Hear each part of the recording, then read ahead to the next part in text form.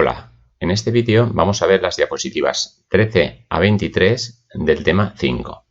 En la diapositiva 13 se había dejado planteado un ejercicio en el que se pedía el desarrollo de una función que reciba un valor entero positivo y muestre por pantalla los divisores positivos de dicho valor.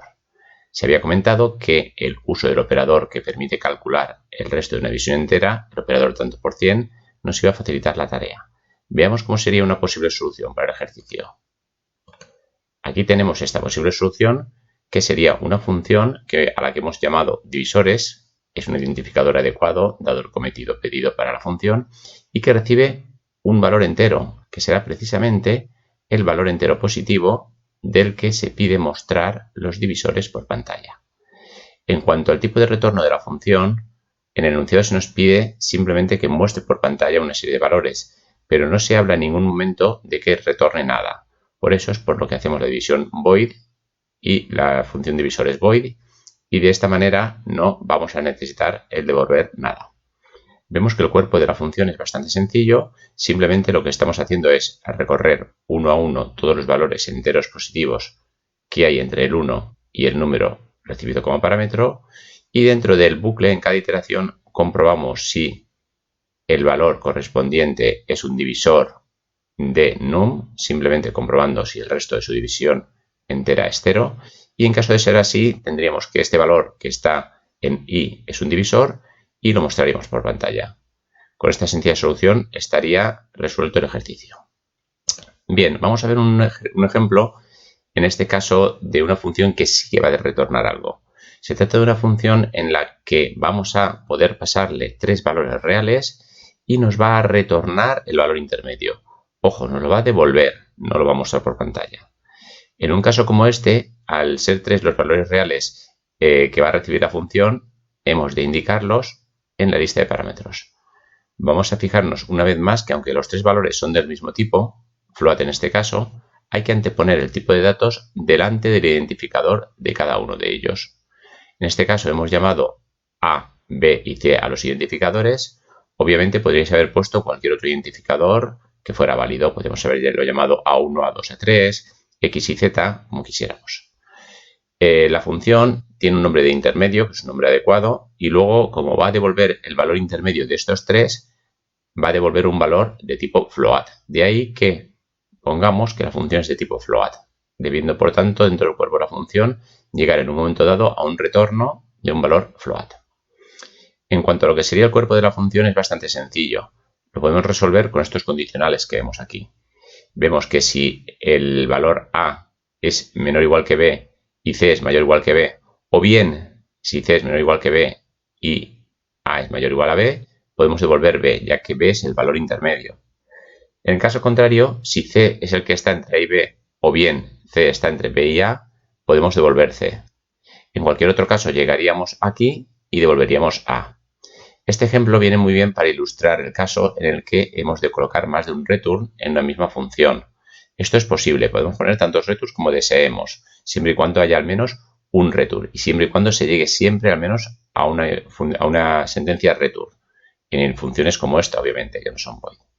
Vamos a fijarnos que, aunque tenemos 3 return en este caso, siempre se llegará a uno y solo a uno, porque en el momento en el que alcanzamos un return en una función, se termina de ejecutar esta función y se devuelve el control, el flujo del programa, al sitio desde donde se llamó a la función. Más adelante veremos ejemplos en los cuales realizamos la invocación o llamada a una función y con una pequeña traza podremos ilustrar cómo se comporta el flujo del programa en estos casos. Muy bien, una vez visto este ejemplo, vamos a poner de manifiesto lo que es la diferencia entre mostrar algo por pantalla o devolver algo mediante el ejemplo que vemos aquí. Son dos funciones muy parecidas, pero realmente lo que hacen es diferente. La primera función es una función que recibe 2 valores enteros y muestra por pantalla su suma. Mientras que la segunda, aunque también recibe 2 valores enteros, lo que hace es devolver su suma, no muestra nada por pantalla. Es muy importante no confundir el mostrar algo con el devolver algo. En el caso de que tengamos unas especificaciones o un enunciado que nos pida el desarrollo de una función, tenemos que saber cuándo se nos pide mostrar algo por pantalla y cuándo simplemente se nos pide que se devuelva. Si analizamos estas dos funciones un poco más en detalle, vemos que en la segunda de las funciones, en la función suma 2, nosotros sí que llegamos a un return, sí que devolvemos un valor que es el resultado de sumar a y b. Como a y b son enteros, el resultado de la suma será un entero. De ahí que la función pase a ser int, en lugar de ser void, como ocurría en la primera versión de la función, puesto que no tenía que devolver nada, simplemente mostraba la suma por pantalla. Muy bien, en cuanto a lo que sería la declaración de variables en funciones, hemos de considerar que nosotros podemos declarar tantas variables como necesitemos en las diferentes funciones. Aquí, por ejemplo, tenemos una posible implementación de la función suma en la que nosotros recibimos dos valores enteros, declaramos una nueva variable en el cuerpo de la función, la variable c.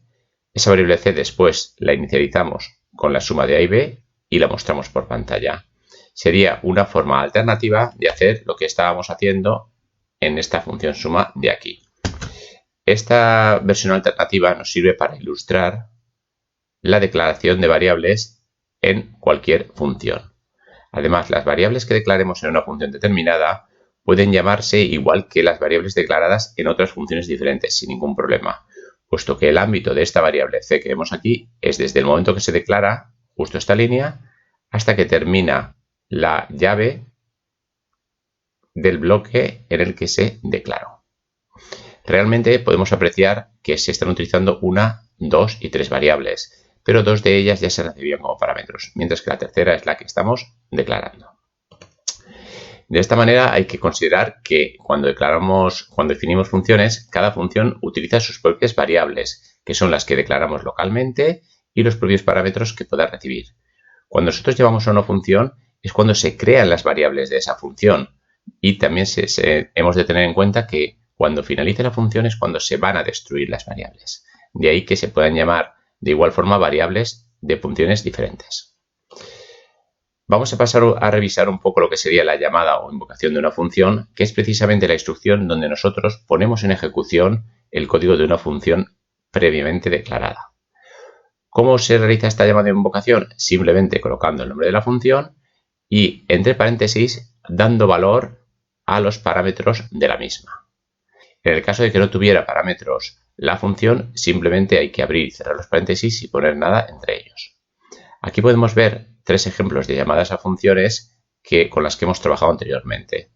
Esto sería la llamada a la función múltiplos 17 con la que habíamos ilustrado previamente la implementación de funciones. Se trataba de una función que no devolvía nada y no tenía parámetros. Aquí está la función suma que mostraba la suma de dos enteros por pantalla. Necesita que se le pasen dos valores. En este caso son a y b. Lo que hará esta función será calcular la suma del valor contenido en a más el valor contenido en b y mostrarla por pantalla. Igual que estamos pasando a y b, podríamos pasar, por ejemplo, 3,2. En este caso mostraría 5, que es el resultado de la suma por pantalla. Aquí tenemos por contra la segunda versión de la función suma 2, que no mostraba nada por pantalla, sino que devolvía algo.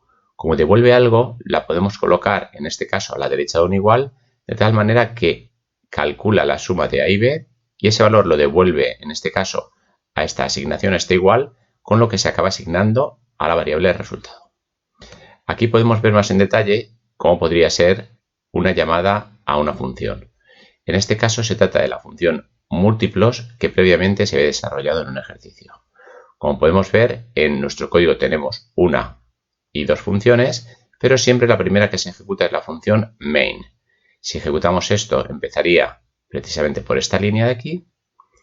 La línea lo que hace es invocar la función múltiplos, con lo cual se saltaría el flujo de ejecución hasta aquí, pasando a tener num en esta llamada el valor 19. ¿Por qué el valor 19? Porque es el valor que ponemos en la llamada. A continuación se declararía la variable i y luego iría dando valores a y, comenzando por el valor 19, puesto que es el valor que tiene num. Y de esta manera iría mostrando los múltiplos de 19 por pantalla. Y una vez se llegue a esta llave, i y num desaparecen de memoria y se devolvería el flujo de ejecución aquí, ejecutándose a continuación la instrucción return 0 del main que termina la ejecución del código. Bien, aquí vemos de manera alternativa la función múltiplos 17 que teníamos. Aquí en esta función múltiplos 17 vemos que podría haber un par de problemas, un par de errores si no intentamos ejecutar. Primero, uno de los errores que tenemos nosotros es el de la variable. Vemos que esto nos daría error, ya que él considera que múltiplos 17 va a ser una variable, puesto que no tiene los paréntesis que lo caracterizan como función.